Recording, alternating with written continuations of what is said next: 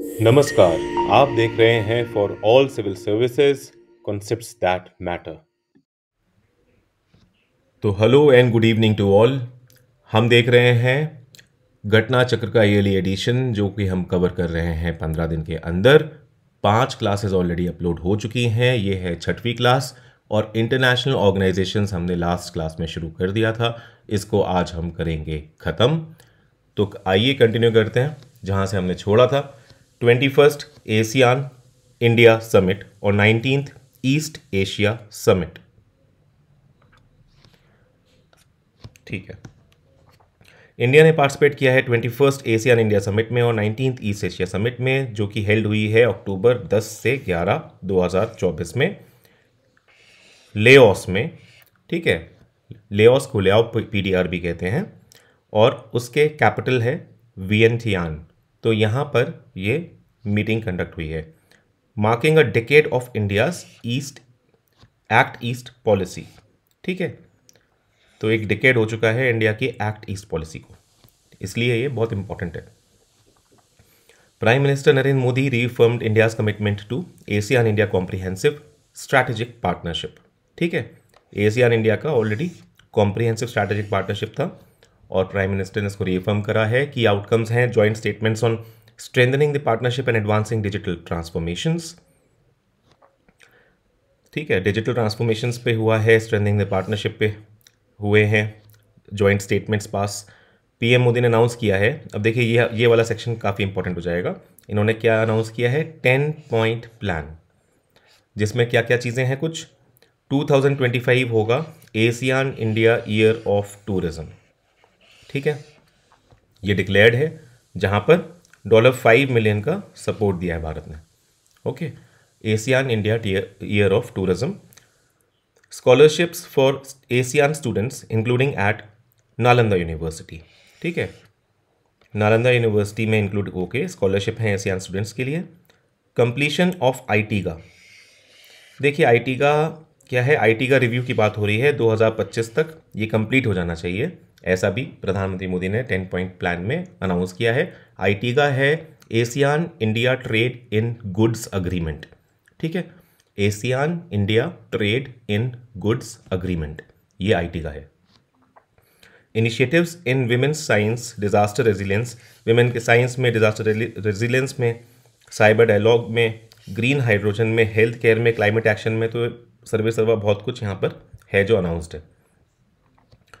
Digital cooperation की बात करें तो Asian India fund for digital future आया है, ये आपको याद रखना है, बहुत इंपॉर्टेंट है। सपोर्ट करेगा AI, cyber security, fintech, cross border payment systems. ठीक है, क्रॉस बॉर्डर पेमेंट सिस्टम्स में हमारा यूपीआई धूम मचाया हुआ है, कहीं ना कहीं ऐसा लग रहा है कि वो वीज़ा को पीछे छोड़ देगा, और जहाँ तक कुछ न्यूज़ आ रही है शायद छोड़ चुका है वो रिसेंट में, वो कंफर्म करेंगे बाद में। On security, maritime safety, peaceful resolution in the South China Sea. Defence cooperation via ADMM plus, देखिए क्या है, भी आगे पढ़ेंगे हम। ADMM प्लस के फ्रेमवर्क से एशियन इंडिया रिलेशनशिप में हम लोग देखेंगे कि किस तरह से हम मैरीटाइम सेफ्टी की बात कर रहे हैं for a peaceful resolution in South China C.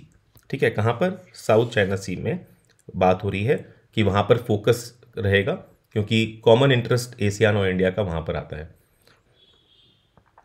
India pledges support for quick impact projects. ठीक है, QIPs हैं लेओस में, जिसमें temple renovation, reinforcing shared heritage, cultural preservation, regional solidarity, ये सारी चीज़ें होंगी। तो आइए एक बार नोट्स में देख लेते हैं कुछ और चीज़ें। एशियन क्या है? तो ठीक है, एशियन और इंडिया टुगेदर रिप्रेजेंट करते हैं 7% ऑफ वर्ल्ड्स GDP। ठीक है, ये एशियन इंडिया टुगेदर की बात हो रही है। 26% of global population. Asian stands करता है association of south east Asian Nations and is a regional group that promotes political, economic and security cooperation. Okay, it was established 1967 through Bangkok Declaration in Indonesia by Malaysia, Indonesia, Philippines, Singapore and Thailand. तो ये 5 Nations हैं। ठीक है, इन्होंने यहाँ पर Bangkok declaration के through 1967 में एशियान को स्टैब्लिश किया। इसका हेडक्वार्टर है जकार्ता, जो कि इंडोनेशिया में है, और शोइंग इंडोनेशियाज की role in the group.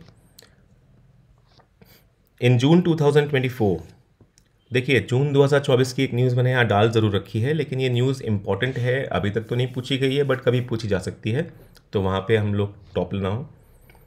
Reserve bank of India ने ऑफिशियली ज्वाइन किया है क्या, प्रोजेक्ट नेक्सस। आरबीआई ने, इंडिया के सेंट्रल बैंक ने ऑफिशियली लॉन्च किया है प्रोजेक्ट नेक्सस विद एशियान। ये क्या एनेबल करता है, real time cross border transactions between India's UPI and Singapore's pay now system.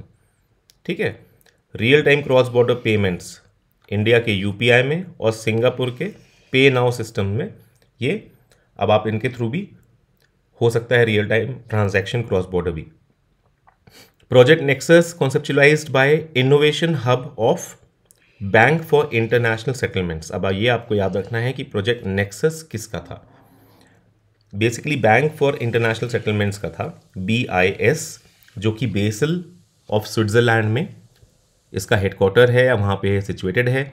और इंटरनेशनल बैंकिंग में जितने भी बैंक्स रेगुलेशंस होते हैं, चाहे पेमेंट से रिलेटेड या उनके दूसरे रेगुलेशन से रिलेटेड, वो सारे बैंक फॉर इंटरनेशनल सेटलमेंट्स ही लेके आता है, BIS ही लेके आता है।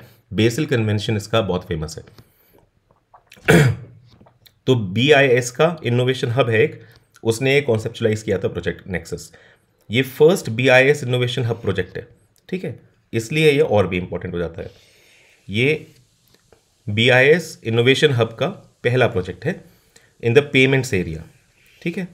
To move towards the implementation, project Nexus aims to connect the FPSs of 4 ASEAN namely, तो इनके FPS को कनेक्ट करेगा प्रोजेक्ट नेक्सस 4 एशियान कंट्रीज, ठीक है, 4 ASEAN nations, Malaysia, Philippines, Singapore and Thailand, और इंडिया से, ठीक है। who would be joining as founding members and first mover countries of this platform, ठीक है। तो ये इस प्लेटफॉर्म के जो प्रोजेक्ट नेक्सस है, इसके फाउंडिंग मेंबर्स की तरह भी जाने जाएंगे, और first mover countries of this platform. Indonesia will also join the platform in the future, ठीक है, ये कंफर्म हो चुका है। BIS हेडक्वार्टर है बेसल, स्विट्जरलैंड, ओके। अब देखिए वहाँ पे ITGA की बात भी हुई थी, जिसमें डिफेंस की बात हो रही थी। तो ITGA क्या है, एक नहीं सॉरी, ITGA तो वो था, ADM था डिफेंस का। ITGA है ASEAN India trade and goods agreement, ठीक है, तो फ्री ट्रेड अग्रीमेंट है, FTA। इंडिया और 10 एशियान मेंबर्स के बीच में फोकस करता है trade in goods, tariffs and other trade barriers subject to liberalisation.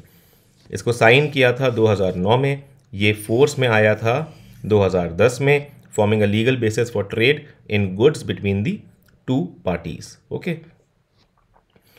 ITGA का रिव्यू बहुत ज़रूरी हो रहा है।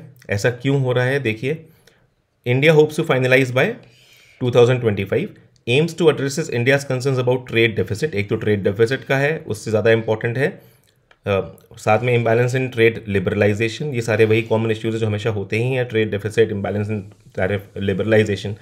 लेकिन सबसे बड़ा इशू ये था कि Chinese goods being routed through ASEAN, ठीक है, एक राउंड ट्रिपिंग टाइप की हो रही है, एक रूटिंग हो रही है कि अगर हमारा अग्रीमेंट है तो क्यों ना चाइना सोच रहा है कि हम एशियान के वो कंट्रीज जो कि अग्रीमेंट में है, FTA में है इंडिया के साथ, वहाँ पर अपने गुड्स दे दें, और वहाँ से बिना कम टैक्स के या फिर बिना टैक्स के वो गुड्स इंडिया में घुस जाएं। तो ये वाली रूटिंग पे भी प्रतिबंध लगाने के लिए यहाँ पर ITGA रिव्यू की बात हो रही है। Key aspects of the review involve discussions on customs, market access, rules of origin and technical regulations, ठीक है। अब देखिए sorry, 14th meeting of ASEAN defence ministers meeting plus, यानी ADMM प्लस, ठीक है, एक्सपर्ट्स वर्किंग ग्रुप इनका on counter terrorism held in new Delhi. कहाँ, on counter terrorism held in new Delhi, India में, मार्च 2025 की न्यूज़ है ये, ओके। इंडिया एंड मलेशिया को चेयर दिस मीटिंग, तो किसके साथ चेयर करी है मीटिंग इंडिया ने, मलेशिया के साथ, ओके। को चेयर्ड।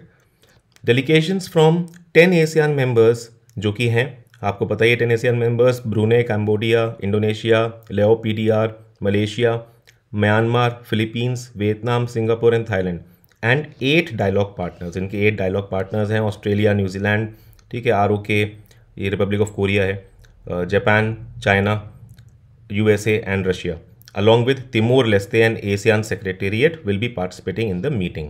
खैर कोई बात नहीं। इंडिया को चेयर्ड द EWG। अब देखिए ये सबसे इंपॉर्टेंट है, क्योंकि हमने देखा ही वहाँ पर कि EWG on counter terrorism India ने को चेयर किया है, दोबारा रिपीट हुआ है, बट कोई बात नहीं। फॉर द फर्स्ट टाइम, ये बहुत इंपॉर्टेंट है, पहली बार भारत ने EWG on counter terrorism ADMM+ के फ्रेमवर्क में पहली बार इस तरह से करा है। अब चेयरमैनशिप ऑफ ADMM+ जो है follows that of ADMM। Currently कौन चेयर कर रहा है इसको, जो जिसके साथ को चेयर किया है इंडिया ने? मलेशिया, ठीक है, करंटली मलेशिया चेयर है ADMM का। This was the first meeting for activities plan for EWG on counter terrorism for ongoing cycle 2024 to 2027, ठीक है, फर्स्ट मीटिंग थी ये EWG ऑन काउंटर टेररिज्म की ऑनगोइंग साइकिल के लिए, इसकी 2024-2027, ठीक है। अब हम आते हैं वापस से अगली खबर पे। अगली खबर है 9th हुई है AIIB board of governors meeting, ठीक है। अब देखिए AIIB तो ठीक है, उसके बारे में हम जान सकते हैं, लेकिन उसके बोर्ड ऑफ गवर्नर्स मीटिंग क्यों इंपॉर्टेंट हो जाएगी, तो आइए देख लेते हैं। नवी मीटिंग हुई है, इसमें पार्टिसिपेट किया है निर्मला सीतारमन ने, जो हमारी फाइनेंस मिनिस्टर हैं। ये हुई है समरकंद उज़्बेकिस्तान में, सितंबर 2024 की न्यूज़ है। मीटिंग ने फोकस किया है building resilient infrastructure for all. आप ये भी कह सकते हैं कि इस मीटिंग की थीम थी building resilient infrastructure for all. इसका की आउटकम है AIIB's introduction of climate based policy finance. देखिए हमने बात करी थी ऊपर भी, किस तरह से ADB लेके आया था कुछ, है ना, समुद्र के लिए एक प्रोजेक्ट, है ना, ताकि काफ़ी वहाँ पर हम लोग इन्वेस्ट कर सकें। कल हमने देखा था वो सब कुछ। तो सिमिलरली अब क्योंकि इन सब चीज़ों की बात हो रही है और क्लाइमेट फाइनेंस की भी बात हो रही है, तो उसमें भी क्लाइमेट पॉलिसी बेस्ड फाइनेंसिंग के लिए AIIB लेके आया है, ठीक है। समुद्र वाला वहाँ पर था और ये AIIB लेके आया है क्लाइमेट वाला, आपको ध्यान रखना है, ठीक है। To mobilise private investment for climate action, और ये दोनों बहुत अच्छे बिजनेस मॉडल्स भी हैं। कई ऑर्गेनाइजेशंस इस तरह के लोन लेके करते हैं काम। AIIB president Jin Liqun announce 60% of AIIB's 2024 lending would target. अब देखिए इसलिए इंपॉर्टेंट है, ये कह रहा है कि 60% ऑफ AIIB's 2024 का लेंडिंग टारगेट क्या होगा फॉर क्लाइमेट फाइनेंस, ठीक है। रिपब्लिक ऑफ नौरू ने इस मीटिंग में फॉर्मली ज्वाइन किया है AIIB, उसका मेंबर बन गया है। अब मेंबरशिप इसकी AIIB की हो गई है 110 कंट्रीज़। ये इंपॉर्टेंट है, ये भी इस तरह से पूछा जाता है कि कितनी मेंबरशिप है, क्या है, तो 110 कंट्रीज़ हो गई है रिपब्लिक ऑफ नौरू की। India second largest share holder है, ठीक है, सेकेंड लार्जेस्ट शेयर होल्डर है आफ्टर चाइना फर्स्ट लार्जेस्ट है 26.5% के साथ, इंडिया सेकेंड लार्जेस्ट है 7.58% के साथ।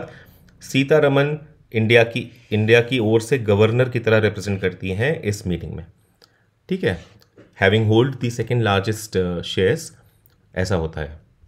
तो अब हम देख लेते हैं कुछ अपनी चीज़ें नोट्स में। AIIB की theme of this year annual meeting sustainable infrastructure towards a connected world, ठीक है, एक्चुअल थीम ये है। AIIB is multilateral development bank that aims to improve economic and social outcomes in Asia. Headquarter इसका Beijing China है, okay, Beijing China. Board of governors, all powers of the bank are vested in our board of governors which is the highest decision making body under articles of agreement. Membership इसकी AIIB यहाँ पे गलत लिखा है, अब कितनी हो गई है 110 members. India is founding member of AIIB, ठीक है, इंडिया फाउंडिंग मेंबर है AIIB का, और इसका largest project portfolio with in AIIB है। देखिए ये सेकंड लार्जेस्ट शेयर होल्डर है, ठीक है, लेकिन लार्जेस्ट प्रोजेक्ट पोर्टफोलियो मतलब कि उसने सबसे ज़्यादा प्रोजेक्ट्स के लिए लोन्स लिए हैं इंडिया ने AIIB से, ये उसका लार्जेस्ट प्रोजेक्ट पोर्टफोलियो है, ठीक है, सबसे ज़्यादा प्रोजेक्ट्स के लिए लोन लेने वाला AIIB से भारत है। AIIB इस्टेब्लिश हुआ था 2015 में और ऑपरेशंस इसके स्टार्ट हुए थे 2016 में। ठीक है, तो अब आते हैं हम अपनी अगली खबर पे, 16th ब्रिक्स समिट। ठीक है, ये बहुत ज़्यादा इम्पॉर्टेंट है, इसको हमें करना है ही है, क्योंकि अब 17th ब्रिक्स समिट भी हो चुकी है संपन्न, जो कि अगस्त के लास्ट में हुई है, 1 सितंबर तक ख़त्म हुई है। तो इसलिए उसका डेटा भी यहाँ पर हम सब कवर करेंगे, बहुत इंपॉर्टेंट है। 16th BRICS summit prime minister Narendra Modi ने पार्टिसिपेट किया था 16वीं ब्रिक्स समिट में। ये कहाँ हुई थी? कजान, रशिया में। अक्टूबर 2024 की न्यूज़ है, तो इम्पॉर्टेंट है। इसकी थीम थी strengthening multilateralism for equitable global development and security. Strengthening multilateralism for equitable global development and security. ठीक है, मल्टीलेटरलिज्म की बात हो रही है, इक्विटेबल ग्लोबल डेवलपमेंट की बात हो रही है और सिक्योरिटी की बात भी हो रही है। अंडर रशियाज चेयरमैनशिप, रशिया की चेयरमैनशिप है, कजान रशिया में हुई है मीटिंग, तो ठीक है, रशिया की चेयरमैनशिप है, यहाँ पे भी कर देते हैं। BRICS reaffirmed its commitment to multilateralism, counter terrorism and economic growth, welcoming Egypt, Ethiopia, Iran and UAE as full members. ठीक है, तो देखिए, इजिप्ट, इथोपिया, ईरान और UAE फुल मेंबर्स बन चुके हैं। इसकी और भी कहानी थी कि एक्चुअली 6 स्टेट्स को फुल मेंबरशिप देने की ये पहल चली थी, जिसमें इजिप्ट, इथोपिया, ईरान और UAE तो थे ही, साथ में सऊदी अरेबिया और अर्जेंटीना भी थे। मैं आपको बता दूं कि अर्जेंटीना ने सोच समझ के किसी रीज़न से इसको फाइनली ठुकरा दिया। अर्जेंटीना नहीं मेंबर बन रहा है, सऊदी अरेबिया ने अभी तक नहीं ठुकराया है। ठीक है, तो अब काफ़ी लंबा समय हो गया है, सऊदी अरेबिया को डिसीजन ले लेना चाहिए। उसने अभी तक फॉर्मलाइज नहीं किया। Saudi Arabia has not formalise its entry as a member of BRICS. ठीक है, हालांकि उसने रीसेंट मीटिंग भी जो अभी अगस्त सितंबर 2025 में हुई है, वो भी सऊदी अरेबिया ने अटेंड करी है, लेकिन अभी फॉर्मल मेंबर नहीं बना है। इवन दो अगर आप ब्रिक्स के ब्राज़ील, क्योंकि वो ब्राज़ील में हुई है, ब्राज़ील की ब्रिक्स की वेबसाइट में जाएंगे तो वहाँ पे 11 मेंबर्स ब्रिक्स के लिखे हुए हैं, जबकि अभी हैं एक्चुअली 10 ही, क्योंकि सऊदी अरेबिया को वो 11th मेंबर मान के चल रहा है, अभी उसने नहीं किया है। ठीक है, फॉर्मलाइज नहीं किया है। इसके रीजंस क्या हैं वो भी आगे देखेंगे। Kazan declaration called for peaceful resolutions to Ukraine conflict and the Gaza crisis. ठीक है, पीसफुल रेजोल्यूशन यूक्रेन कॉन्फ्लिक्ट और Gaza crisis, denouncing impact of unilateral sanctions on global stability and SDGs। Key initiatives हैं BRICS grain exchange, enhanced financial integration including trade in local currency, streamlined cross border payments and development of BRICS payment system। ठीक है,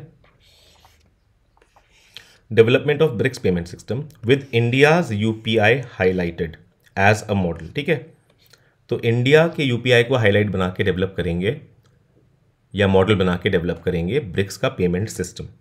environment cooperation gained ground through India's IBCA, international big cat alliance. ठीक है, अब ये सब देखिए, जो environment की चीज़ें होंगी वो सब हम एनवायरमेंट के करंट अफेयर्स में डिटेल में कवर करेंगे। Promoting conservation of 7 big cats species across 96 countries.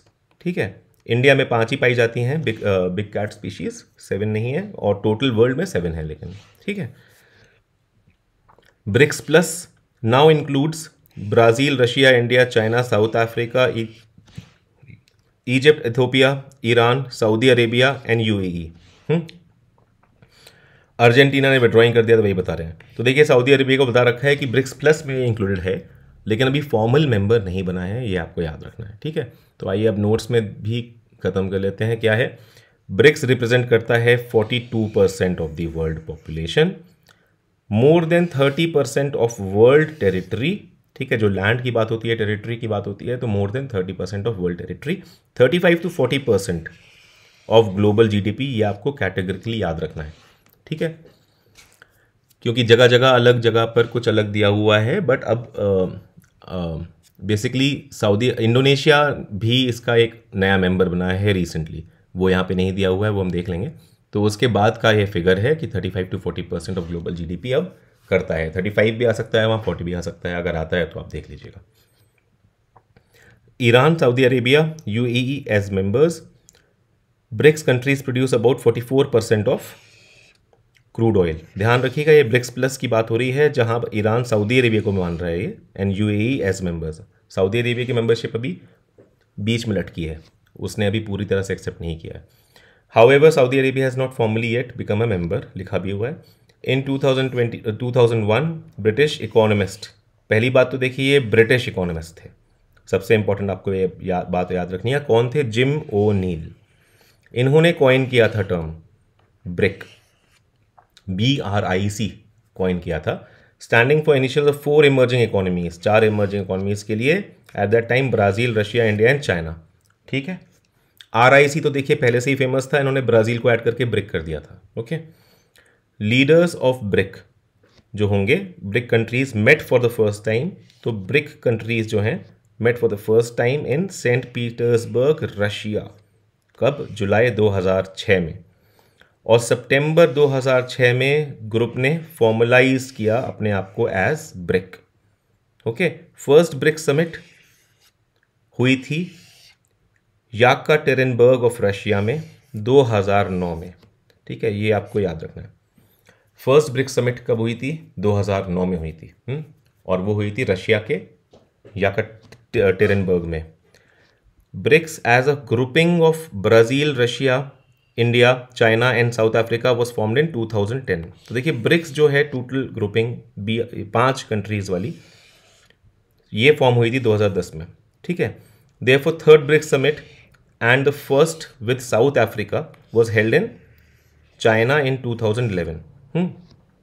तो फर्स्ट ब्रिक्स समिट की अगर बात करें, जहां 5 कंट्रीज ब्रिक्स एक्रोनिम वाला SB ऐड हो गया था, तो वो बेसिकली थर्ड ब्रिक्स समिट थी और फर्स्ट ब्रिक्स समिट थी जिसमें साउथ अफ्रीका भी हो। ये 2011 में हुआ था चाइना में। 15th ब्रिक्स समिट हेल्ड हुई थी अगस्त 2023 में। ठीक है, ब्रिक्स ने यहाँ पे इनवाइट किया था 6 कंट्रीज को टू बिकम फुल मेंबर्स, ये मैं आपको बता ही चुका हूँ, जिसमें सऊदी अरेबिया, अर्जेंटीना भी थे उन 4 के अलावा। 2024 में टोटल ब्रिक्स मेंबरशिप 9 हो गई थी। ठीक है, क्योंकि ये चारों ने ज्वाइन कर लिया था उन 5 को। अर्जेंटीना ने नॉट टू ज्वाइन डिसाइड किया था, सऊदी अरेबिया स्टिल कंसिडरिंग। ठीक है, taking it sweet time. 10th BRICS member joined in 2025। देखिए 10वां ब्रिक मेंबर जो था ज्वाइंड इन 2025 वो था इंडोनेशिया। ठीक है, अब देख लीजिएगा, कभी कभार अगर UPPCS भी ये समझ ले और मान ले इस बात को कि सऊदी अरेबिया भी मेंबर ही है और क्वेश्चन में ऐसा आ जाए कि 11th ब्रिक्स मेंबर कौन सा है, तो वो इंडोनेशिया, वो भी इंडोनेशिया ही होगा मतलब। ठीक है, रिसेंट में 2025 में, अगस्त 2025 में जिसने ज्वाइन किया है ब्रिक्स को, वो इंडोनेशिया है, ये आपको याद रखना है। ठीक है, वहाँ पे कॉमन सेंस से आप क्वेश्चंस कर लेंगे। मेंबर्स एंड पार्टनर्स, देखिए अब ये भी बहुत इंपॉर्टेंट है, क्यों है देख लेते हैं। क्योंकि एक तो मेंबर्स और पार्टनर, जैसे हमने वहाँ पर भी देखा था पहले भी कहीं कि SCO वगैरह में पार्टनरशिप कंट्री, पार्टनर कंट्री का स्टेटस देने का, यहाँ पर भी इस तरह का कुछ है। 2 पार्टिसिपेशन कैटेगरीज हैं ब्रिक्स में। ठीक है, क्या है? मेंबर्स और पार्टनर्स की।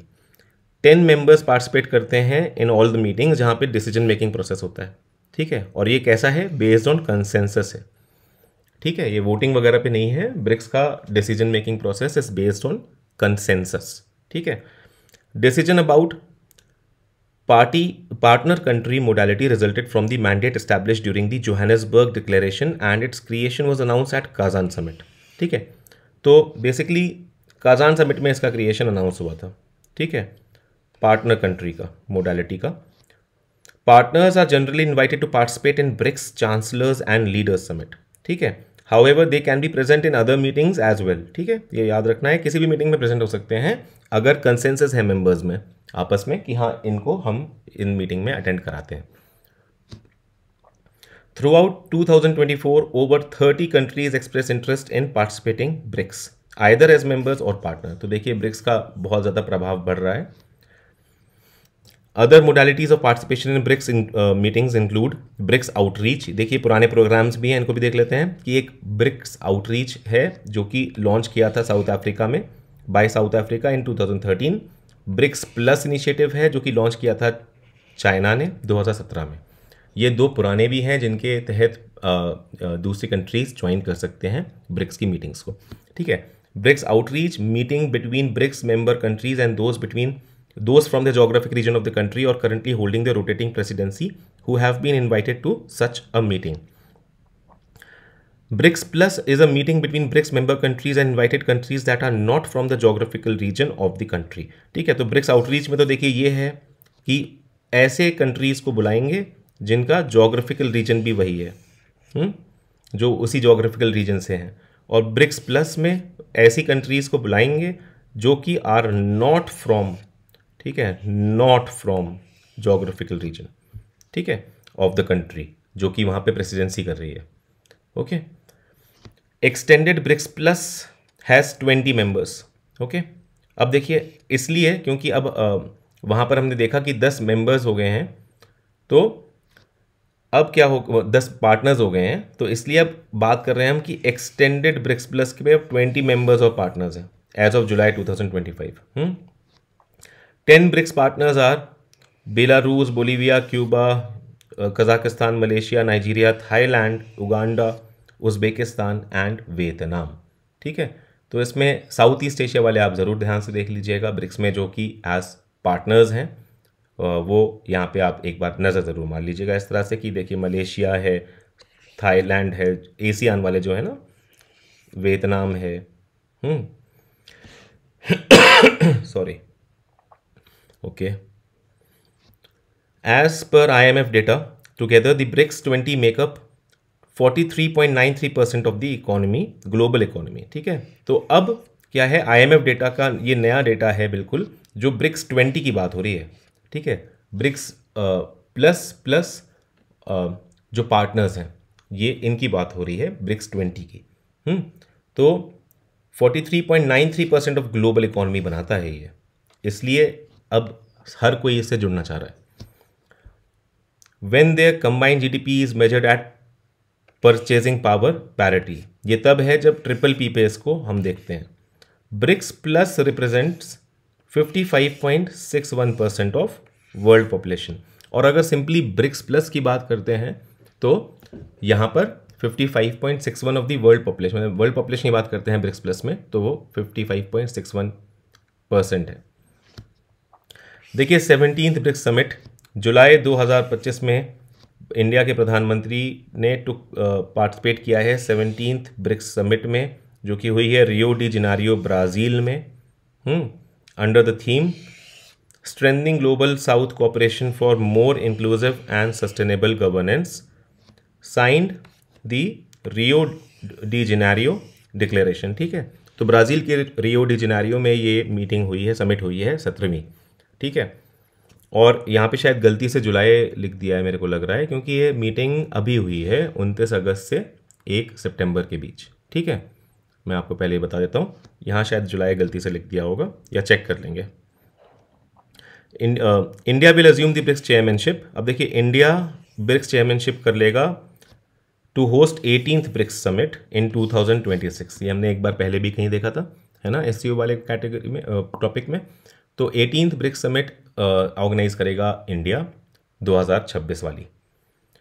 की outcomes of the 17th BRICS summit, global governance reform की अगर बात करें, BRICS backed expansion of the UN security council to include more permanent members from Asia, Africa and Latin America for greater south representation. ठीक है, to include more permanent members Asia, Africa, Latin America से for greater global south representation. ठीक है, इनने urge किया IMF और world bank के reforms भी to reflect emerging markets and developing countries, EMDCs का रोल. ठीक है, and supported, it also supported a rules based WTO. Rules based WTO को सपोर्ट किया है. ये सब कुछ इसने अपनी इस ग्लोबल गवर्नेंस रिफॉर्म के अंतर्गत 17th ब्रिक्स समिट में आउटकम ये निकले हैं, ऐसा बोला है. Launch of the partnership for elimination of socially determined diseases. देखिए बहुत इंपॉर्टेंट है. पहली बात तो SDD यानी कि सोशली डिटर्मिन्ड डिजीजेस होते क्या हैं, और इसका लॉन्च हुआ है partnership for elimination of socially determined diseases. अब अगर पार्टनरशिप करनी पड़ रही है to eliminate socially determined diseases, तो फिर ये इंपॉर्टेंट हो जाता है जानना कि क्या है.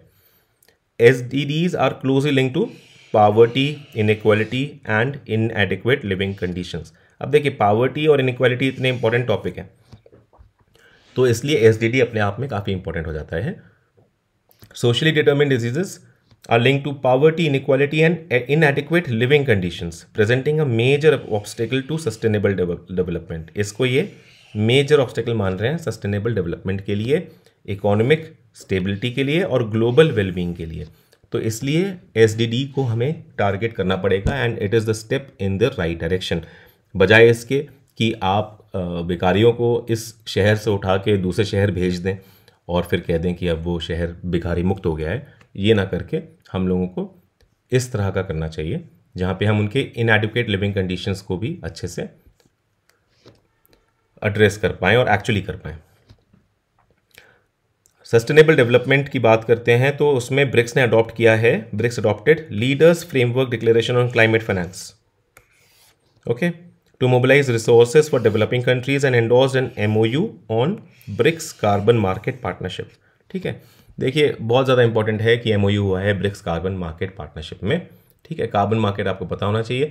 Leaders framework declaration on climate finance भी इन्होंने अडॉप्ट किया है। ठीक है, ये मोबिलाइज करेगा resources for developing countries. Okay, it calls upon developed countries to achieve the finance goals of $300 billion per year by 2035 for developed countries, while also fulfilling their prior goal of mobilizing jointly $100 billion per year through 2025। 2025 तक ये भी वो कह रहे हैं कि जो पहले कमिटमेंट था $100 बिलियन पर ईयर का डेवलपिंग कंट्रीज पे पहुंचाने के लिए, उसको 2025 तक कंप्लीट किया जाए।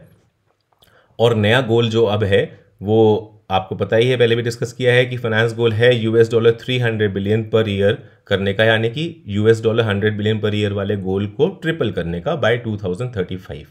Okay, $300 billion per year by 2035 है, आपको याद रखना है, ये पूछा जाएगा। 2035 है for developing countries, $300 billion. Tropical forest for ever fund, देखिए ये भी देख लेते हैं, इंपॉर्टेंट हो सकता है।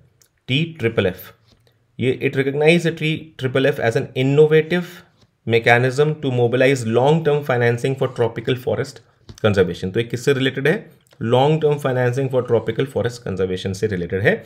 इसको लॉन्च किया गया था COP28 में UAE में।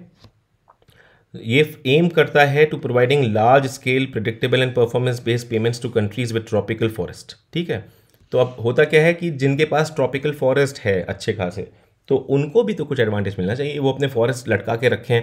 देखिए अफ्रीका के वेस्टर्न नेशंस में भी यही इशू आ रहा है कि आइवरी कोस्ट है जैसे, तो वो परेशान है कि उसका तो लगभग मोर देन 80% एरिया ही अंडर कंजर्वेशन आ रहा है, कंजर्वेशन प्रोजेक्ट्स आ रहा है, जैसे बायोडाइवर्सिटी कंजर्वेशन की जो बात होती है, तो वहाँ पे बहुत ज़्यादा इंपॉर्टेंट मिनरल्स भी हैं, तो उनको माइन नहीं कर रहे हैं, वो कंजर्व करे बैठे हैं।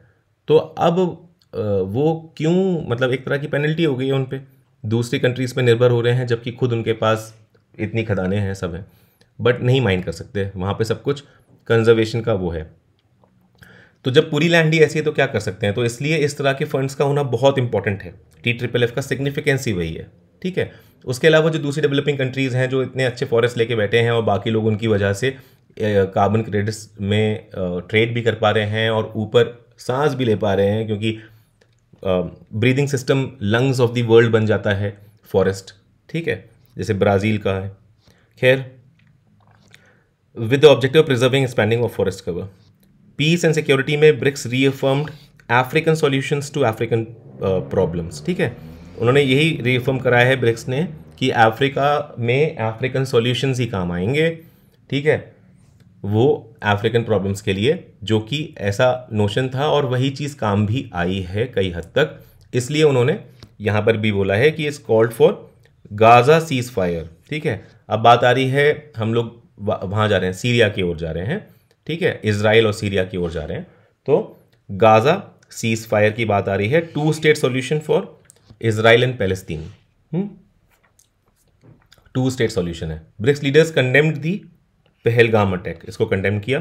फाइनेंशियल कोऑपरेशन में क्या हुआ है? BRICS advance talks on cross border payments initiative to reduce US dollar reliance and cross border payment initiative की बात हो रही है ताकि US डॉलर के रिलायंस को हम रिड्यूस कर सकें। Supported the new development banks expansion. Okay. BRICS adopted the leaders' statement on global AI governance, concluded the data economy governance understanding and agreed to form a BRICS Space Council. ठीक है, इस पे agreement हो चुका है अब कि BRICS space council हम बना रहे हैं फॉर कोलैबोरेटिव स्पेस एक्सप्लोरेशन. अब देखिए इसमें रशिया भी है, चाइना भी है और इंडिया भी है. अब सोचिए कितना तगड़ा कोलैबोरेशन हो जाएगा स्पेस के मामले में, क्योंकि रशिया और चाइना के स्पेस के प्रोजेक्ट्स आप जानते ही हैं कितने एडवांस हो चुके हैं, और इंडिया तो बहुत ज़्यादा एडवांस अब हो ही रहा है स्पेस के मामले में. Leader statement on global governance on AI भी है. ठीक है, ग्लोबल गवर्नेंस एआई गवर्नेंस, क्योंकि एआई तो लगातार चल ही रहा है. Data economy governance understanding, data economy. BRICS launch the partnership for elimination of socially determined diseases, हमने देख ही लिया था ऊपर SDD. BRICS nation have condemned and rejected the carbon border adjusted mechanisms. ठीक है, तो इसको कंडेम और रिजेक्टेड किया है किसको? सीबैम को. सीबैम ये आ सकता है, देखिए सीबैम ये न्यूज़ में क्यों है? यूरोपियन यूनियन में है. ये यूरोपियन यूनियन में ईयू ने कार्बन बॉर्डर एडजस्टमेंट मैकेनिज्म सीबैम बोल के एक टैक्स लगा दिया है. ठीक है, एक टैक्स लगा दिया है कि कोई भी गुड्स वहाँ पे बॉर्डर में अब एंटर करेंगे तो उन पे ये टैक्स लगेगा. ठीक है, ये ईयू का टैक्स है, ये आपको याद रखना है. CBAM is EU's tax on imported goods with more carbon emissions, जिन पे ज़्यादा कार्बन एमिशंस हैं. तो वो किसी को भी बता सकता है कि देखिए आपके यहाँ पर तो ये चीज़ें अनऑर्गेनाइज सेक्टर में बनती हैं, इसके मोर कार्बन एमिशंस हैं, काम अनऑर्गेनाइज वे में होता है, लकड़ियाँ जला के होता है या कुछ होता है, ऐसा कुछ करके भी कर सकते हैं और बोल सकते हैं कि आप पे CBAM लगेगा. तो डेवलपिंग कंट्रीज़ के लिए बहुत ज़्यादा इशू है ये. It is meant to stop carbon leakage but making items like Indian steel and cement less competitive. and तो सबसे बड़ा प्रॉब्लम क्या है? क्योंकि इंडियन स्टील और सीमेंट का तो बाहर यूरोप में बोलबाला है ना, तो हमारे इतनी बड़ी कमोडिटीज़ को भी ये लेस कॉम्पिटिटिव बना देगा. अब हम आएंगे अपनी नेक्स्ट न्यूज़ पे, जो कि है 4th Quad leaders summit 2024. Okay, सितंबर 21, 2024 में यूएस प्रेसिडेंट जो बाइडेन ने होस्ट करी है, जो कि अब तो खैर एक्स प्रेसिडेंट हो गए हैं, बट जो बाइडेन ने होस्ट करी थी 4th Quad leaders summit in Wilmington, Delaware, US में. ओके, और यहाँ पे प्राइम मिनिस्टर एंथोनी एल्बनीज आए थे ऑस्ट्रेलिया के. ठीक है, नरेंद्र मोदी आए थे इंडिया के, किशिदा फूमियो आए थे जापान के. समिट में इंडिया ने अग्री किया था टू होस्ट. अब देखिए इंडिया, अब ये बहुत ज़्यादा बढ़िया है यहाँ पे, खैर ये इंडिया ने अग्री किया था to host next Quad summit in 2025. 2025 में इंडिया होस्ट कर रहा है क्वाड समिट. ये आपको कैटेगरिकली याद रखना है. और ये वाली जो 4th क्वाड समिट थी लीडर की, ये बहुत ही अच्छी गई थी. ठीक है, काफ़ी पॉजिटिव गया था. बट अब डोनाल्ड ट्रंप के आने के बाद आज के समय में जब इतना टैक्सेशन वो ले आए हैं 50% का, और भारत अब चाइना की ओर बढ़ रहा है, वो खिसियाए हुए हैं और भी कुछ लगा रहे हैं टैक्सेस किसी और चीज़ पे, तो वीज़ा पे भी टैक्स लगा रहे हैं इंडिया के लिए. तो ये सब चीज़ें जब हो रही हैं, ऐसे में एक स्टेटमेंट ये भी आया है कि शायद डोनाल्ड ट्रंप इंडिया जो होस्ट कर रहा है क्वाड समिट उसमें पार्टिसिपेट ना करें, ऐसा भी स्टेटमेंट आया है. तो खैर देखते हैं, ये सब तो चल ही रहा है पॉलिटिकल फोरा में. Reinforcing the group's commitment to free, open and inclusive Indo-Pacific. Earlier in February 2024, US House of Representatives passed a Quad bill to enhance. अब देखिए Quad bill की बात हो रही है तो थोड़ा इंपॉर्टेंट है. ठीक है, फरवरी 2024 में हुआ था हालांकि. To enhance cooperation among the 4 nations, bill mandates the formation of a Quad intra-parliamentary working group. ठीक है, तो ये बिल किस लिए है? मैंडेट करता है the formation of Quad intra-parliamentary working group with a US delegation of up to 24 members of Congress. Negotiations with India, Japan, Australia must begin within 60 days of the bill's enactment. Quadrilateral Security Dialogue की बात करते हैं, जो कि quad है. इसको 2007 में बनाया गया था. Japanese prime minister Shinzo Abe ने सबसे पहले, जो कि अब रहे नहीं, with banking of leaders from India, Australia and US. Okay, तो बेसिकली एक क्वाड एक इनफॉर्मल ग्रुपिंग है. ओके, लैंडमार्क एक्सरसाइज इसकी है एक्सरसाइज मालाबार, नेवल एक्सरसाइज है. 6th इंडिया ऑस्ट्रेलिया, यहाँ पर तो नहीं है ना कुछ, ठीक है, उतना ही काफ़ी है. Sixth India Australia maritime security dialogue. Okay, अब देखिए अगस्त 2024 की बात है, कैनबरा ऑस्ट्रेलिया में हुआ था India Australia maritime security dialogue, जहां पे मैरीटाइम डोमेन अवेयरनेस और HADR यानी humanitarian assistance and disaster relief coordination etcetera issues discuss किए गए थे। इंडिया ऑस्ट्रेलिया ने रिसेंटली हेल्ड करे हैं 2 significant bilateral meetings to enhance their comprehensive strategic partnership. तो इनकी भी क्या है, CSP है। India hosted 14th India Australia Joint Working Group on Counter Terrorism in New Delhi। अब देखिए ये भी आपको याद रखना है, ASEAN वाला भी आपको पता ही है कि ADMM+ फ्रेमवर्क के अंडर इंडिया ने किस तरह से EWG ऑन काउंटर टेररिज्म पहली बार चेयर करी है। और ऐसे ही इंडिया ऑस्ट्रेलिया फ्रेमवर्क के अंडर भी 14th India Australia joint working group on counter terrorism in new Delhi, ये भी इन्होंने होस्ट करी है इंडिया ने। ठीक है, the Indian delegation was led by, ये कोई ज़रूरत नहीं है। Both countries upgraded their bilateral relationship from strategic partnership to CSP in 2020। India Australia की पार्टनरशिप कॉम्प्रिहेंसिव स्ट्रैटेजिक पार्टनरशिप में इवॉल्व हो गई थी 2020 में। इनकी मिलिट्री एक्सरसाइज की बात करें तो एक ऑस्ट्रा हिंड करके मिलिट्री एक्सरसाइज है, वो बहुत इंपॉर्टेंट रहती है। 7th India Australia maritime security dialogue to be held in new Delhi. Okay, 7th dialogue ये होगा न्यू दिल्ली में। अब देखिए 5th IT का जॉइंट कमेटी मीटिंग, IT का हम देख चुके हैं, ASEAN India trade and goods agreement होता है। ठीक है, 5th IT का joint committee was and related meetings for review of, वही मैंने जो आपको बताया था, रिव्यू इसका मांग रहा है, review of ASEAN India trade and goods agreement IT का, held in ASEAN secretariat Jakarta Indonesia, जुलाई से अगस्त 2024 में। ASEAN is an important trade partner of India with about 11% share. ठीक है, तो ASEAN का कितना है, 11% share in global trade. Next meeting IT का होगी इंडिया में नवंबर 2024 में, जिसकी ज़रूरत नहीं है। ठीक है, IT का हम देख चुके हैं क्या क्या हुआ है उसमें, बल्कि इंडिया ने क्या चेयर करा है वो भी हमने देख लिया है 2025 में, तो अब इस चीज़ की कोई ज़रूरत नहीं है। 46th heritage committee meeting 46th world heritage committee meeting India ने होस्ट करी पहली बार। ये आपको याद ही है, पिछली बार हमने मतलब पुराना हो गया अब तो ये, है ना, क्योंकि जुलाई 2024 की बात हो रही है। तो 46 सेशन हुआ था इसका, ये न्यू दिल्ली के भारत मंडपम में हुआ था। Okay, 46 session of WHC witness inscription of 24 new world heritage sites including 19 cultural, 4 natural and 1 mix property. यहाँ पे मोइडाल्स ऑफ आसाम को इंडिया का 43rd world heritage site announce कर दिया गया था। अब देखिए अब 2025 में 44th आ गई है इंडिया की। तो अब इंडिया में टोटल 44 वर्ल्ड हेरिटेज साइट्स हैं। रिसेंटली एक और ऐड हुई है, उसके बारे में भी देखेंगे।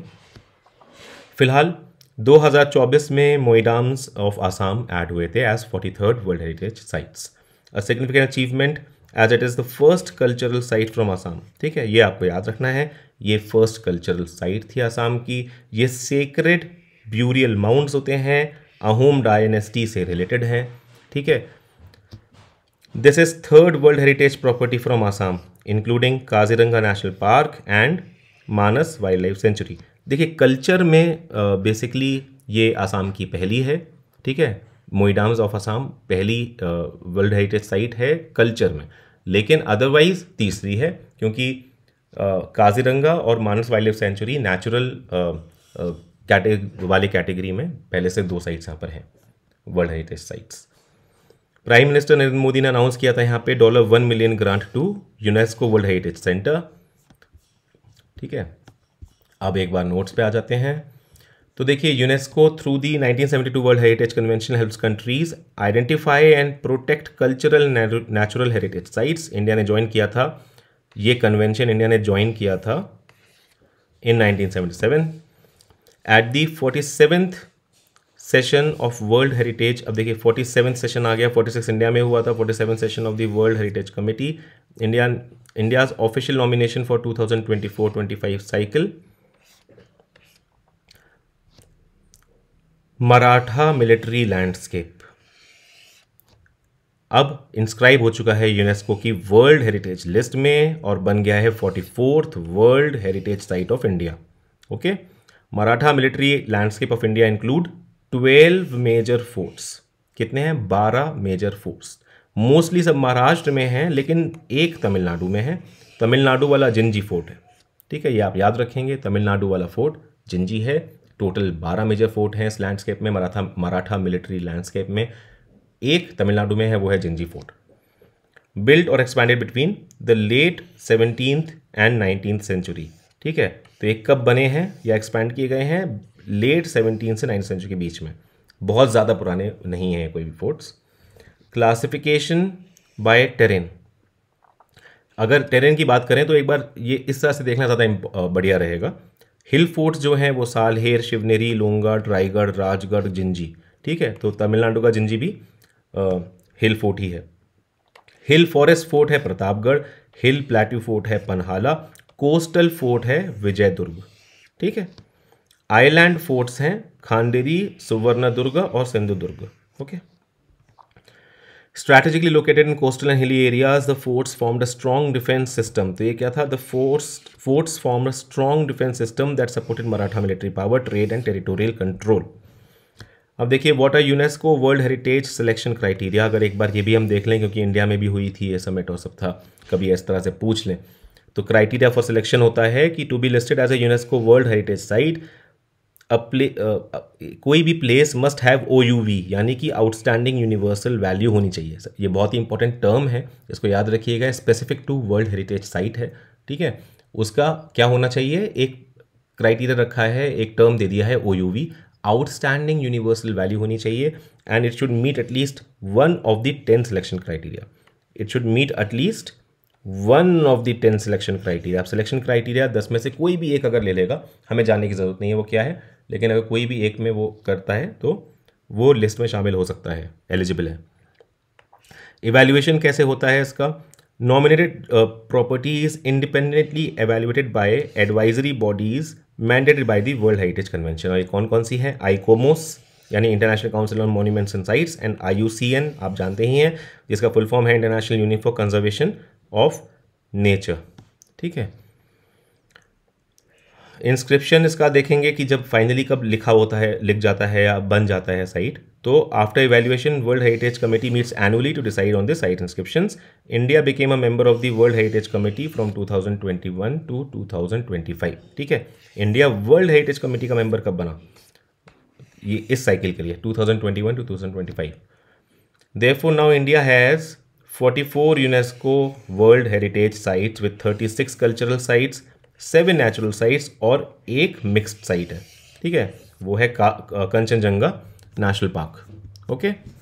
तो अब आते हैं वापस से न्यूज़ में, ठीक है। नेक्स्ट न्यूज़ है कोलंबो सिक्योरिटी कॉन्क्लेव।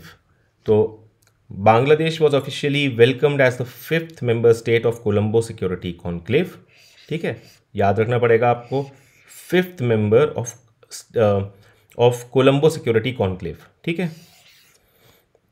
ये है grouping that includes India, Sri Lanka, Mauritius and Maldives. India, Sri Lanka, Mauritius and Maldives. देखिए, ये ग्रुपिंग का भी एक इम्पोर्टेंस है, क्योंकि किस तरह से आपको पता है चाइना का सिर्फ बेल्ट एंड रोड इनिशिएटिव ही नहीं चल रहा था, उसका स्ट्रिंग ऑफ पर्ल्स पॉलिसी भी थी, जिसमें उन्होंने श्रीलंका के पोर्ट्स को भी टारगेट किया था और इंडिया को घेरने की साजिश थी पूरा, और वो साजिश कई हद तक उनकी कामयाब भी हुई थी। तो उसके जवाब में भारत ने कई कंट्रीज़ से मुलाकात अभी चल रही है, उस पर काम चल रहा है, अभी पूरी तरह से एस्टैब्लिश नहीं हुआ है, और फॉर्मल स्टेटमेंट तो देखिए इन सब चीज़ों में नहीं आते हैं, लेकिन स्ट्रैटेजी को डायमंड नेकलेस की बात करी जा रही है, ठीक है। डायमंड नेकलेस बोला जा रहा है कि चाइना को ही घेर लेंगे सब मिलके, और उस पर काम भी चल रहा है, ठीक है। तो अगर डायमंड नेकलेस भी कभी ऐसा आ जाता है तो आपको पता होना चाहिए, इसलिए ये सब ग्रुपिंग्स इंपॉर्टेंट हो जाती हैं। कोलंबो सिक्योरिटी कॉन्क्लेव में है इंडिया, श्रीलंका, मॉरिशियस, मालदीव्स और अब बांग्लादेश भी शामिल हो चुका है, okay. 8th Deputy National Security Advisor level meeting of Colombo Security Conclave was hosted virtually by Mauritius on 10th July 2024. India, Mauritius, Maldives and Sri Lanka welcome Bangladesh as 5th member. Seychelles participated as an observer state. Member states agreed that 7th NSA level meeting of CSC will be held in India later this year. ठीक है, मतलब 2024 में ही होनी थी, ऐसा करके लिखा हुआ है। Member states agreed that ये हो गया, CSC was formed in 2011 as a trilateral maritime security grouping of India, Sri Lanka and Maldives. तो ये 2011 में एक ट्राइलेटरल मैरीटाइम सिक्योरिटी ग्रुपिंग के रूप में बना था, ठीक है, भारत, श्रीलंका और मालदीव्स के बीच में। फिर एक एक करके बढ़ गया, इसमें मॉरिशस भी ऐड हुआ बाद में, अब बांग्लादेश लास्ट ईयर इसमें ऐड हुआ है। It welcome Mauritius as the 4th member at 5th meeting of Nigeria, ठीक है। अब देखते हैं, यहाँ पे एक बार चेक कर लेते हैं क्या कुछ है। Members of Colombo Security Conclave signed charter and memorandum of understanding for the establishment of CSC Secretariat in Colombo। ठीक है, ये इसमें नहीं दे रखा था, लेकिन ये भी लेटर ऑन हुआ था कि अब कोलंबो सिक्योरिटी कॉन्क्लेव की एक सेक्रेटेरिएट बन गई है। तो देखिए, एक बार जब सेक्रेटेरिएट बनती है तो ऑर्गेनाइजेशन और भी स्ट्रांग हो जाता है, ठीक है। तो कोलंबो में बनी है श्रीलंका के ये सेक्रेटेरिएट, ठीक है। आपको पता भी है श्रीलंका के प्रेसिडेंट लास्ट ईयर विजिट पे भी आए थे भारत के, आश्वासन दिया था, ऐसा हम कर चुके हैं। उसके बाद फिर क्या कुछ हुआ, इंडिया आयोरा क्रूज टूरिज्म कॉन्फ्रेंस। अब देखिए, क्रूज टूरिज्म पे भारत ने हाल ही में बहुत बड़ी एक स्कीम भी निकाली है, और खैर उसको शायद हम कवर कर ही चुके हैं यहाँ पर भी। तो 2-day India ocean rim association यानी IORA cruise tourism conference concluded in new Delhi, जून 2024 में की बात है। ये इंक्लूड करता है Bangladesh, Kenya, Madagascar, Maldives, Mozambique, Sri Lanka, South Africa, Seychelles and Tanzania, ठीक है। अगर आयोरा के बारे में देखें तो Indian ocean rim association IORA is an international organisation, it works to bring countries bordering the, तो ये क्या है, countries bordering the Indian ocean collaborate करती हैं यहाँ पे on economic and social development. ये एस्टैब्लिश हुआ था 1997 में। हेडक्वार्टर इसका इबीन मॉरिशस है, ये इंपॉर्टेंट है, ठीक है। हेडक्वार्टर है आयोरा का इबीन मॉरिशस। इसके 23 मेंबर कंट्रीज़ हैं, 23 मेंबर कंट्रीज़ हैं जो कि बॉर्डर करते हैं इंडियन ओशन को। ऐसा नहीं है कि सिर्फ 23 मेंबर कंट्रीज़ इंडियन ओशन को बॉर्डर करते हैं, और भी हैं, लेकिन इसके मेंबर कंट्रीज़ 23 हैं और वो इंडियन ओशन को भी बॉर्डर करते हैं। नहीं तो इंडियन ओशन को बॉर्डर करने वाली कंट्रीज़ और भी हैं। पाकिस्तान इसका मेंबर नहीं है। तो आयोरा भी हमने देख लिया है, और यहाँ पे हमारा ख़त्म होता है इंटरनेशनल ऑर्गेनाइजेशंस जो करंट अफेयर्स में रहे हैं, ठीक है। देखिए, अब ये भी देख लेते हैं कि इंडिया अज्यूम कर रहा है चेयर ऑफ 2025 आयोरा का, ठीक है, फॉर द नेक्स्ट 2 years। ये इंडिया ने अज्यूम कर लिया है, इसलिए अब आयोरा इंपॉर्टेंट हो गया है। आयोरा का गवर्नेंस की बात करें तो IORA council of ministers highest decision making body है, कंप्राइज करता है minister of foreign affairs for or equivalent of all member states which meets annually. Troika है, ट्रॉयका से इसमें काम होता है। जैसे ट्रॉयका क्या होता है, इंस्टीट्यूशन मैकेनिज्म होता है जो कि current chair, vice chair which is the future chair, and past chair which is referred to as previous chair in the charter of the IORA, ठीक है। तो हमेशा ऐसा ही होता है। देखिए, 3 चेयर्स की बात हो जाती है, जो करंट चेयर हैं, जो पहले चेयर थे, और जो फ्यूचर चेयर होंगे। फ्यूचर चेयर को वाइस चेयर बोला जाता है, ठीक है। ट्रॉयका में यूजुअली ऐसा होता है। तो अब नेक्स्ट चलते हैं हम लोग रिपोर्ट्स एंड इंडेसेस पे। वैसे मुझको इसका अलग से क्लास रिलीज़ करनी चाहिए, लेकिन क्योंकि समय कम बचा है, और अगर हम 15-20 मिनट भी इसको आगे बढ़ा के कुछ देख लेते हैं तो वो ज़रूरी होगा, क्योंकि हमें 15 दिन के अंदर इसको पूरा कंप्लीट करने का टारगेट है। तो आइए शुरू करते हैं रिपोर्ट्स एंड इंडेसेस। पहला है ग्लोबल लाइवेबिलिटी इंडेक्स 2025। इसको लॉन्च करा है इकोनॉमिस्ट इंटेलिजेंस यूनिट यानी EIU ने, जो कि आपका डेमोक्रेसी इंडेक्स भी लॉन्च करता है। उसी ने, EIU ने लॉन्च किया है ग्लोबल लिवेबिलिटी इंडेक्स 2025 जून 2025 में। इवेल्युएट करता है 173 वर्ल्ड वाइड सिटीज़ को, 173, हाँ। 30 क्वालिटेटिव एंड क्वांटिटेटिव इंडिकेटर्स हैं इसमें, 30 इंडिकेटर्स हैं अक्रॉस 5 की कैटेगरीज, 5 की कैटेगरीज हैं। वो है stability, health care, education, infrastructure and culture and environment, okay. की फाइंडिंग्स की बात करें तो मिडिल ईस्ट और अफ्रीका की जो सिटीज़ हैं वो लीस्ट लिवेबल इन्होंने रैंक किया है, ठीक है। Middle east and African cities least liveable हैं। कोपेनहेगन ने टॉप स्पॉट लिया है, और ये बहुत इंपॉर्टेंट है क्योंकि Copenhagen world's most liveable city बन तो गया है, इसने वियना को पीछे छोड़ दिया है। वियना पिछले 3 साल से टॉप स्पॉट पे था, अब ये कोपेनहेगन के पास है, ठीक है। ये दानिश कैपिटल है, आपको पता ही है। परफेक्ट स्कोर्स आए हैं इसके 100 in 3 in these 3 sectors, stability, education and infrastructure.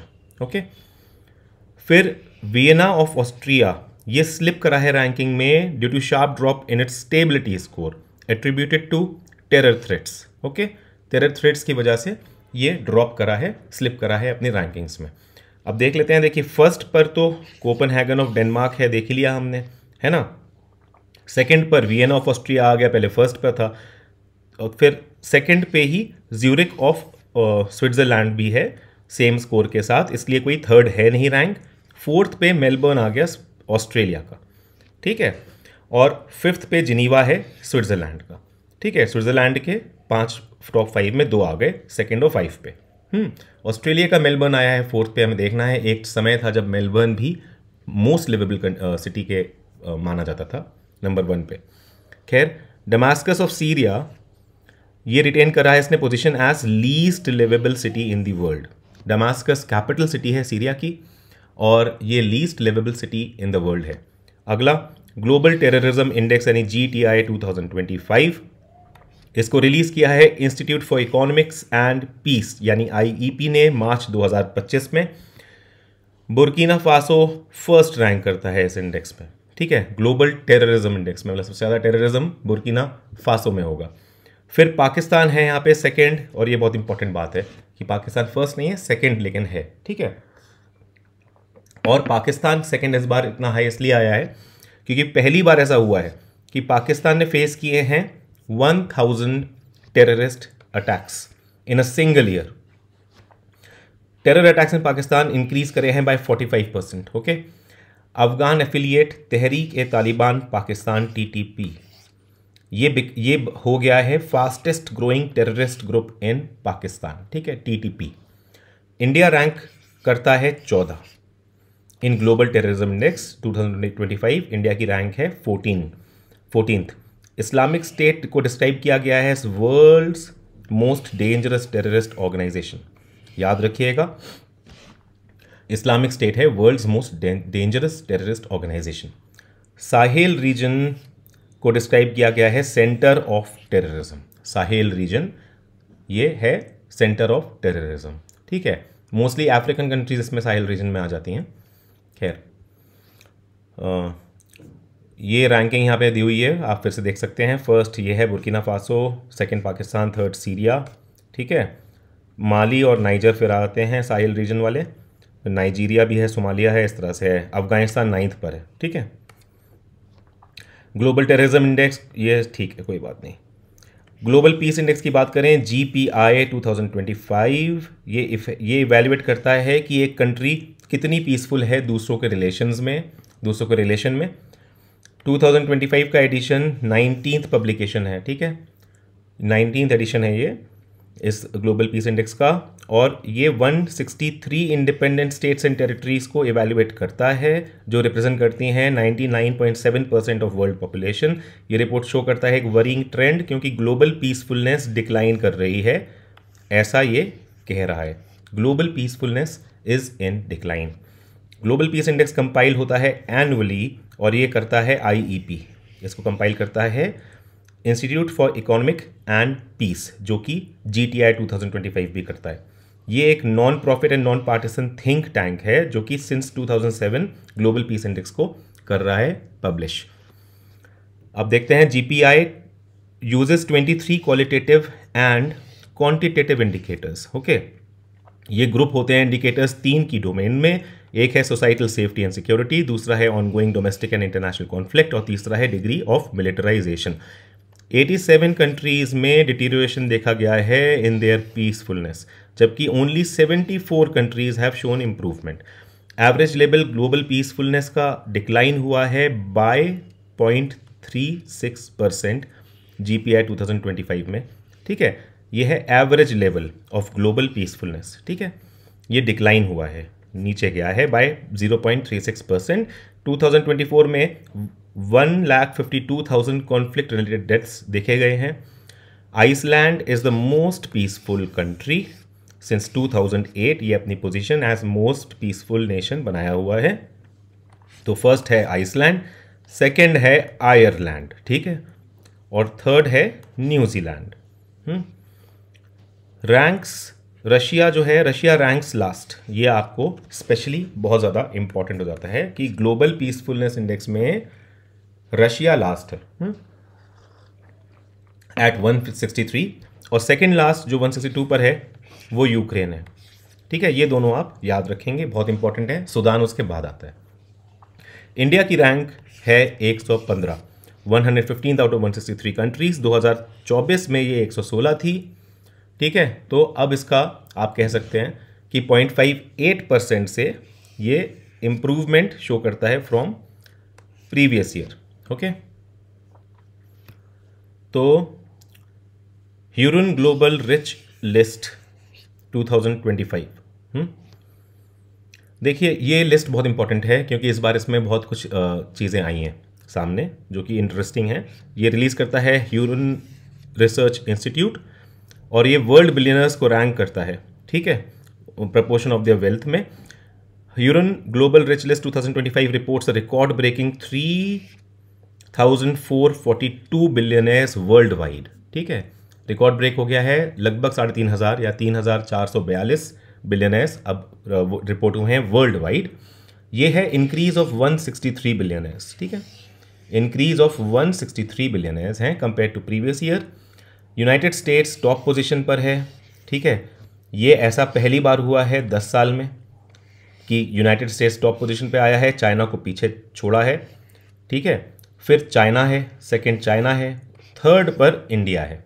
ठीक है, जो कि पिछले साल से अपनी पोजीशन थर्ड प्लेस की रिटेन करा हुआ है इंडिया। ठीक है, इंडिया पिछले साल भी थर्ड पर था। फर्स्ट अगर देखें सबसे ज़्यादा वेल्दी पर्सन कौन है इसके हिसाब से, तो एलॉन मस्क हैं, $420 बिलियन की वेल्थ के साथ। ये टेस्ला को ओन करते हैं और इसकी सिस्टर कंपनी जैसे स्टारलिंक वगैरह भी ओन करते हैं। सेकंड जेफ बेजोस हैं जो पहले कभी अमेजॉन के मालिक इस तरह से थे और सीईओ थे, अमेजॉन ही है इनके पास। थर्ड है मार्क ज़करबर्ग मेटा के। खैर, वॉरेन बफे फिफ्थ पे हैं। इंडिया अब 284 बिलियनर्स होस्ट करता है और ये इंक्रीज करे हैं 13 फ्रॉम लास्ट ईयर। 13 बिलियनर्स और ऐड हो गए हैं। मुकेश अंबानी इंडिया में सबसे ज़्यादा रिच हैं बिलियनर्स की कैटेगरी में और रैंक इनकी है 17th, जबकि ये वर्ल्ड वाइड स्लिप करे हैं। ठीक है, पहले टॉप 10 में थे, अब ये टॉप 10 में नहीं है। ठीक है, लेकिन ये रिचेस्ट पर्सन इन एशिया हैं। ठीक है, रिचेस्ट पर्सन इन एशिया हैं। नेटवर्थ इनकी 8.6 लाख करोड़ रुपीज़ या $100 बिलियन है। और इनके बाद आते हैं सेकेंड रिचेस्ट और रैंक 18th पे इस लिस्ट में गौतम अडानी। ठीक है, तो यहाँ देख लेते हैं वेल्दियस्ट इंडियंस, मुकेश अंबानी, फिर गौतम अडानी, फिर रोशनी नाडर। ये है सबसे इम्पोर्टेंट। ठीक है, यहाँ पर ये हैं सबसे इम्पोर्टेंट। क्यों? क्योंकि Roshni Nadar chairperson of HCL technologies पहली भारतीय महिला बनी हैं to feature in top 100 of Hurun global rich list. ठीक है, ये न्यू एंट्रेंट हैं, इनकी रैंक 36 है टोटल टॉप 100 में 2025 की ह्यूरन ग्लोबल रिच लिस्ट में, और नेटवर्थ इनकी 3.5 लाख करोड़ है यानी कि $40 बिलियन। ये 5th रिचेस्ट वुमन है इन दी वर्ल्ड। ये 5th रिचेस्ट वुमन बन गई हैं in the world, Roshni Nadar. She becomes the first woman to make India top 10। ठीक है, इंडिया में आप देख रहे हैं ये तीसरे नंबर पे यहाँ पर फिलहाल तो शो हो रही हैं। अब एग्जैक्टली नहीं पता है तीसरा ही होगा कि क्या होना चाहिए, लेकिन ये पहली इंडियन वुमन हो गई हैं to make India top 10 sure shot. ठीक है, तो report noted that India has overtaken China. India has overtaking China in average billionaire wealth. अब देखिए ये बहुत बड़ी त्रासदी है, अगर ऐसा हुआ है तो ये समझ के परे भी है। इतनी जल्दी भारत ने अचानक से चाइना को पीछे छोड़ दिया इन एवरेज बिलियनर वेल्थ में, not in number of billionaires but in average billionaire wealth में। ये हाईलाइट करता है एक growing concentration of wealth among India's ultra rich. बहुत ज़्यादा कंसंट्रेशन हो रही है, भारत के हालात बहुत ज़्यादा गंभीर और ख़राब हुए जा रहे हैं, लेकिन कुछ अल्ट्रा रिच जो हैं लोग, उनके हाथों में इतनी वेल्थ आ जाना ये सही नहीं है, कुछ ग्रास रूट इशू है। Mumbai added 11 new billionaires. ठीक है, तो सबसे ज़्यादा बिलियनर्स भारत में कहाँ बने? देखिए 13 नए बिलियनर बने हैं पिछले साल से अब तक और 11 जो नए बिलियनर्स हैं 2025 में वो मुंबई में ही हैं। अब मुंबई में टोटल 90 बिलियनर्स हैं। Despite this growth Mumbai lost its title as Asia's billionaire capital. ठीक है, ये एक और बहुत इंपॉर्टेंट पॉइंट आ जाता है। Mumbai lost its title as Asia's billionaire capital. अब टॉप स्पॉट किसके पास है? Shanghai of China. ठीक है, Shanghai of China top spot है in terms of a city with most billionaires. Okay, तो अब एशिया का बिलियनर कैपिटल शंघाई है। ग्लोबल रिस्क रिपोर्ट 2025 ये वर्ल्ड इकोनॉमिक फोरम लॉन्च करता है, जनवरी 2025 में लॉन्च करी थी। एक एनुअल रिपोर्ट है। की फाइंडिंग है कि इंडिया के लिए टॉप रिस्क हैं। The report highlighted the top 5 risk for India. ठीक है, क्या है? Water supply and shortages, miss information and disinformation. ये देखिए ग्लोबली ही लीड करती है मिस इन्फॉर्मेशन डिसइन्फॉर्मेशन आजकल, क्योंकि आप अलग अलग एजेंसीज को अपने पक्ष में कर लीजिए और उनसे कुछ भी करा लीजिए, ये एक नॉर्म बन गया है, सिर्फ भारत ही नहीं ग्लोबली भी। Erosion of human rights and या फिर और सिविल फ्रीडम्स, फिर pollution, air water and control soil, ये तीनों के तीनों ग्लोबली हैं। फिर लेबर एंड और टैलेंट शॉर्टेजेस, ये इंडिया के लिए ज़्यादा महत्व रखता है और इसलिए इंडिया स्पेसिफिक चैलेंज है लास्ट वाला ज़्यादा। टॉप ग्लोबल रिस्क की बात करें जो कि इमीडिएट रिस्क हैं फॉर नेक्स्ट 2 ईयर्स, वो हैं देखिए misinformation and disinformation, extreme weather events and state based armed conflict. ठीक है, ये टॉप ग्लोबल रिस्क हैं जो इमीडिएट रिस्क हैं। अगर टॉप ग्लोबल रिस्क की हम लॉन्ग टर्म की बात करें इन 10 ईयर्स, तो extreme weather events, biodiversity loss and ecosystem collapse and critical changes to earth system, ये सब है। जियोपॉलिटिकल ब्रिजेस, देखिए इंपॉर्टेंट पॉइंट है कि अब एक मतलब वैसे तो प्रीलिम्स के टर्म्स में नहीं है, बट देख लेते हैं कि इंडिया एंड गल्फ कंट्रीज जो हैं, इंडिया एंड गल्फ कंट्रीज, ठीक है, इसको देखिए मैं पीछे कर देता हूँ। इंडिया एंड गल्फ कंट्रीज जो हैं ये इमर्ज कर रही हैं एज की multilateral alternatives amid rising US China rivalry.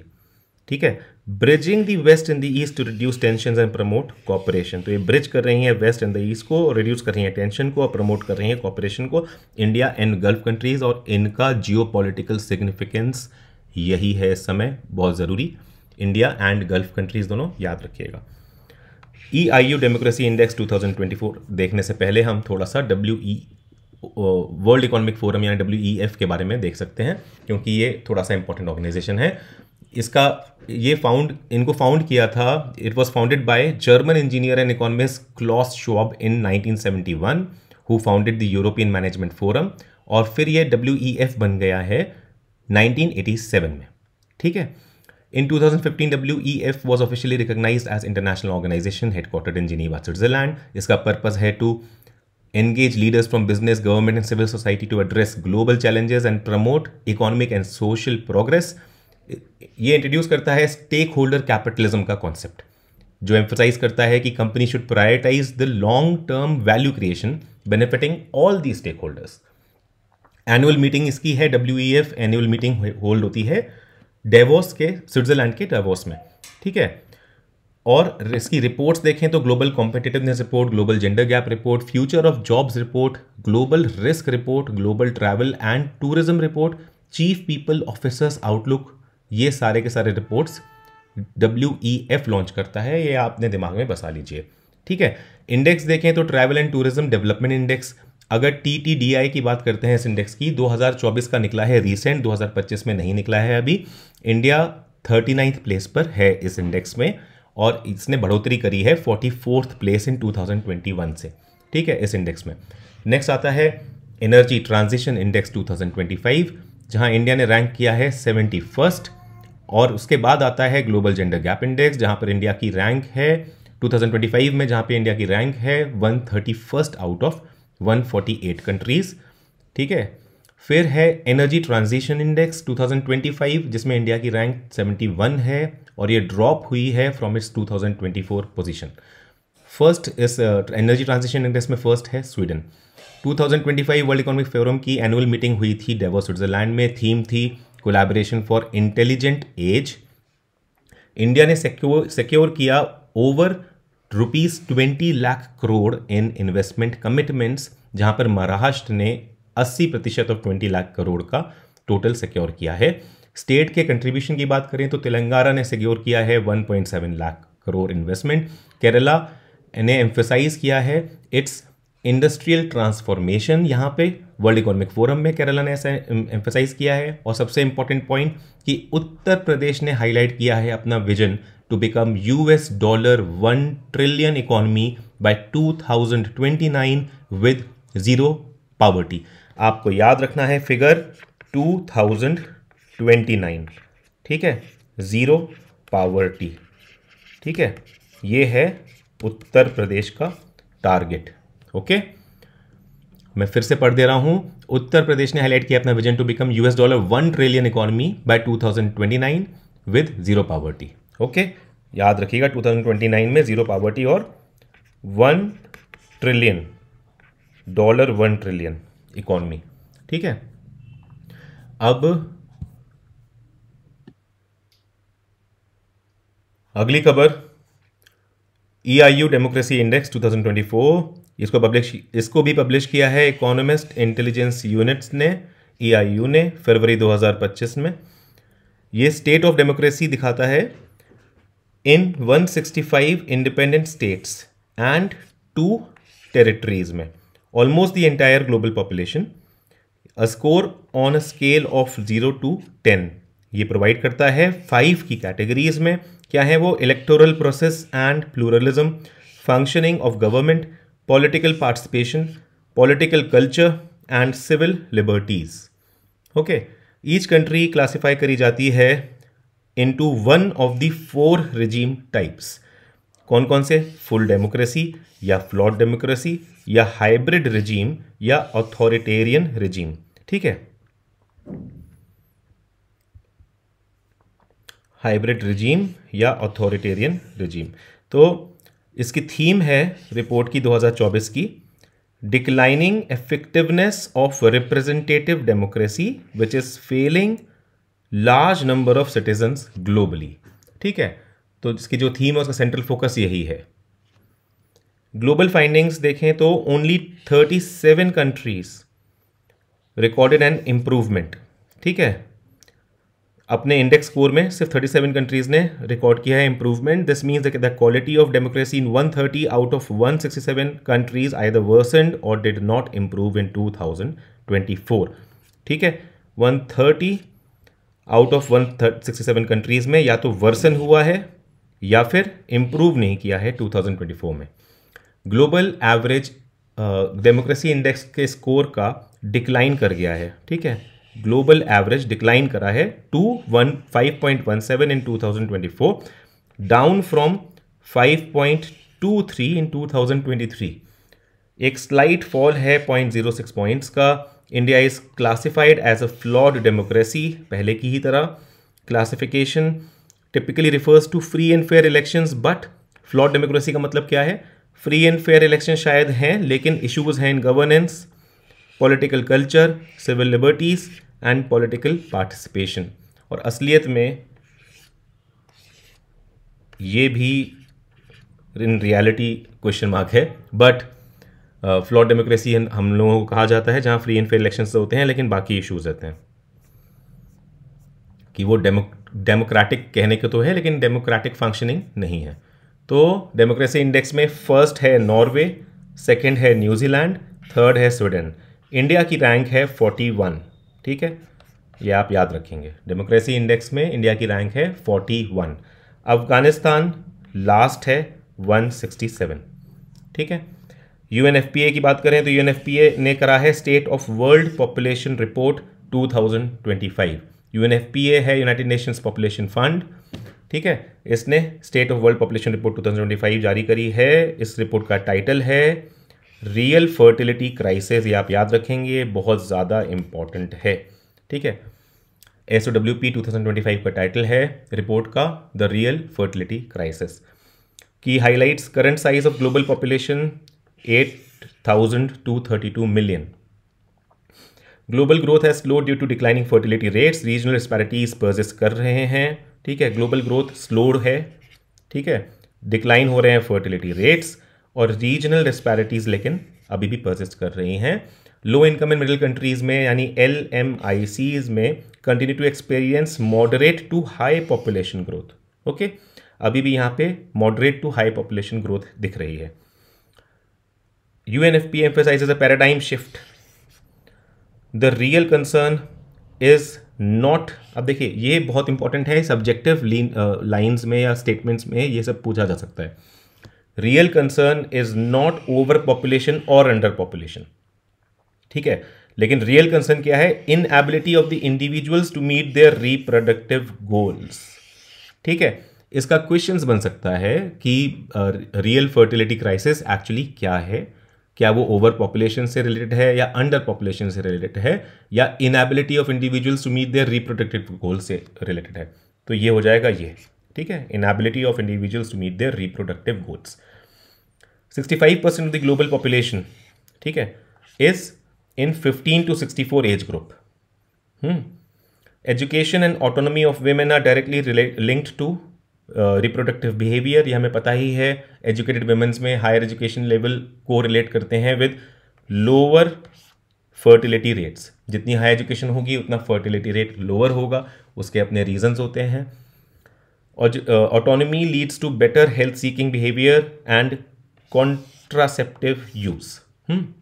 जब ऑटोनॉमी आ जाती है तो लेडीज कॉन्ट्रासेप्टिव यूज करने लग जाती हैं इंडिपेंडेंट डिसीजन मेकिंग के साथ, तो बेटर हेल्थ सीकिंग बिहेवियर आ जाता है कि अपनी हेल्थ पे ध्यान रखती हैं। ये सब देखा गया है। सोशल स्टैटिस्टिक्स है। इंडियाज डेमोग्राफिक में देखें की फैक्ट्स, तो इंडिया वर्ल्ड की मोस्ट पॉपुलस कंट्री रहती है with in 2025 with 1463.9 million people. India की टोटल फर्टिलिटी रेट यानी TFR ड्रॉप कर गया है टू 1.9। ये बहुत इंपॉर्टेंट है, इस रिपोर्ट के हिसाब से 1.9 है, below the replacement level of 2.1। ये हमें पता है कि TFR जो है इंडिया का वो 2.1 है, जो कि रिप्लेसमेंट लेवल होता है वो 2.1 है, और अब ये 1.9 पे ड्रॉप कर गया है। कह रहे हैं कि ये इन लाइन है विद NFHS यानी नेशनल फैमिली हेल्थ सर्विस 5 के रिजल्ट से, जो कि बताता था कि इंडिया का फर्टिलिटी रेट 2.0 हो चुका है 2022 में।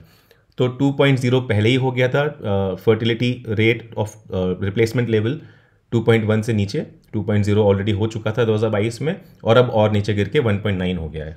ठीक है, ओवर 2/3 यानी 68%, ठीक है, इंडिया पॉपुलेशन 15 से 64 ईयर्स के बीच में है। ठीक है, ये कह रहे हैं विच इज़ वर्किंग एज। अब 64 ईयर तो वर्किंग एज खैर। Life expectancy is 71 for male and 74 for female, ठीक है, इन 2025। MMR जो है मैटरनल मोर्टेलिटी रेट 2023 में 80 था। India is place in a group of middle income countries, ठीक है, इंडिया है मिडिल इनकम कंट्रीज में प्लेस होती है, आपको पता ही है। Population doubling time now estimated at 79 years. Population doubling time क्या है एस्टिमेटेड अब इंडिया का? 79 ईयर्स में पॉपुलेशन डबल हो जाएगी। Real fertility crisis in India, 36% of Indians experience करते हैं अनइंटेंडेड प्रेगनेंसीज, 30% फेस करते हैं unfulfilled desire for children, 23% experience करते हैं दोनों। फर्टिलिटी चैलेंजेस रिफ्लेक्ट करते हैं अ डिनायल ऑफ रिप्रोडक्टिव चॉइस, ठीक है, not just over population and under population. तो ये एक और इंपॉर्टेंट आ गया स्टेटमेंट बेस्ड, जो वो था उसी की कोरोलरी है ये, कि फर्टिलिटी चैलेंजेस क्या रिफ्लेक्ट करते हैं? वो रिफ्लेक्ट करते हैं denial of reproductive choice. Okay, family pressure continues to dominate women's reproductive decisions. Okay, तो आज के लिए बस इतना ही, काफ़ी समय बीत चुका है। अब इसके आगे हम कंटिन्यू करेंगे ये रिपोर्ट्स और इंडिसेस अगले लेक्चर में, जो कि अपलोड होगा कल शाम 8 बजे। So stay tuned for it. Okay, thank you so much, bye bye.